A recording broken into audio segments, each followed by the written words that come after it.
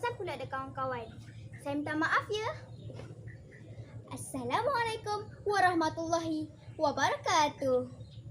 Hai, nama saya Siti Ratu Janah binti Yusuf. Saya merupakan murid tahun 5 di Sekolah Rendah Islam Nurul Hidayah Penghulu Elang Kulim. Kawan-kawan tengah buat apa tu? Maklumlah, di musim PKP ni kita hendaklah membuat aktiviti yang berfaedah ketika di rumah. Contohnya seperti membaca buku, menanam, membantu ibu dan ayah dan bermacam-macam lagi. Di kesempatan ini, saya ingin menyampaikan sebuah cerita dari buku yang saya baca sebentar tadi. Kawan-kawan nak tahu cerita tu? Jom dengarkan cerita saya. Cerita ini mengisahkan tentang seorang sahabat Nabi Muhammad SAW yang sangat hebat. Beliau ialah seorang lelaki yang bernama Abdurrahman ibn Auf atau nama sebenar beliau Abu Amrin bin Auf. Beliau merupakan salah seorang daripada 10 orang sahabat yang dijamin syurga oleh Rasulullah SAW. Beliau berasal daripada Bani Zurah, iaitu sama dengan ibu Nabi Muhammad SAW. Beliau dilahirkan 10 tahun selepas kelahiran Nabi Muhammad SAW, iaitu pada 580 Masihi. Beliau juga merupakan antara sahabat yang terawal memeluk Islam, iaitu 2 hari selepas Sayyidina Abu Bakar radhiyallahu anhu. Kalau kawan-kawan nak tahu, Abdurrahman ni mempunyai akhlak yang sangat baik walaupun sebelum memeluk Islam. Antara akhlak beliau yang boleh kita contohi ialah beliau merupakan seorang yang berani, bijaksana, setia dan menepati janji. Selain itu, Abdurrahman bin Auf merupakan seorang ahli perniagaan yang paling berjaya di zaman Nabi. Sewaktu umat Islam berhijrah ke Madinah, beliau mengikuti ekspedisi tersebut. Setibanya di Madinah, beliau dipersaudarakan oleh baginda kepada seorang sahabat dari golongan Ansar, iaitu Sa'ad bin Al-Rabi'ah.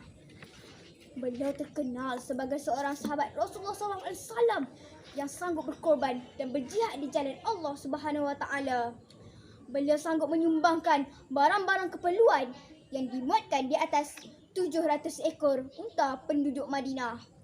Beliau sanggup memberi sumbangan dari segi kewangan dan barangan ketika perang Tabuk, iaitu sebanyak 200 tahil emas, 500 ekor kuda perang dan 1,500 ekor unta tunggangan dan bermacam-macam lagi.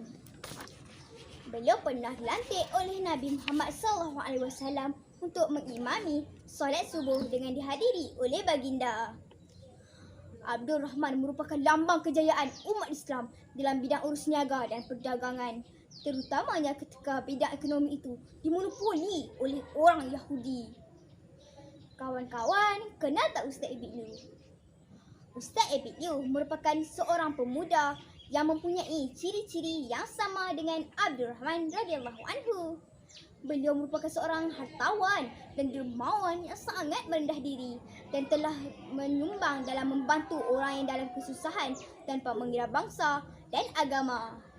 Contohnya, ketika di musim PKP yang lalu, beliau telah membantu keluarga Pak Ishak di Alistan, Kedah.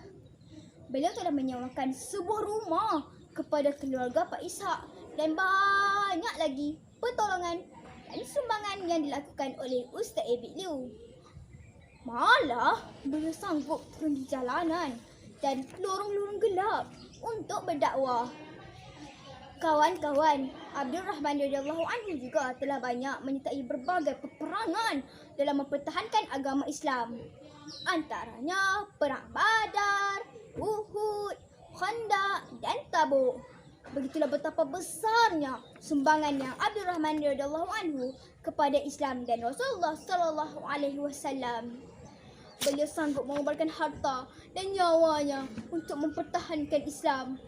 Beliau telah wafat pada tahun 31 Hijrah ketika berusia 74 tahun.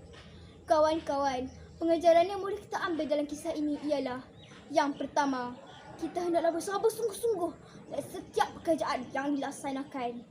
Yang kedua, kita hendaklah menjadi seorang yang dermawan agar rezeki kita sentiasa diberkati Allah. Akhir sekali ialah sifat yang pemurah dan suka bersedekah akan disenangi masyarakat. Madah diungkap, santun ditara, pantun dilantun, bersih hati.